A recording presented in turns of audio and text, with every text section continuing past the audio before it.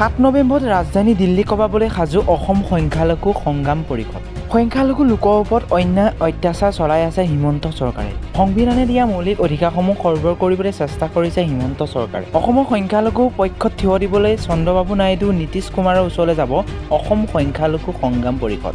কাৰণেই আমি অসম চৰকাৰৰ এই কুকীৰ্তি সংখ্যালঘু সম্প্ৰদায়ৰ ওপৰত যিখিনি অত্যাচাৰ অন্যায় কৰি আছে, ইয়াৰ লগতে অসম চৰকাৰে যি আমাৰ সংখ্যালঘু সম্প্ৰদায়ৰ মাটিৰ পৰা ভূমিৰ পৰা বঞ্চিত কৰিব বিচাৰিছে, আজি হাজাৰ হাজাৰ মানুহ কেনেকৈ ডিটেনশ্যন কেম্পত পঠোৱা যায়, যি কুটিল চক্ৰান্ত, এই চক্ৰান্তৰ বিৰুদ্ধে তাৰ লগতে অসমত বিগত দিনত যি চৰকাৰ আছিল কংগ্ৰেছে আমাক যেনেকৈ হাৰাশাস্তি কৰিছিল, এই গোটেইখিনি বিৱৰি আমি বৰ্তমানৰ ভাৰত চৰকাৰৰ অংশীদাৰ চন্দ্ৰবাবু নাইডু আৰু নীতিশ কুমাৰৰ ওচৰত আমি যাম।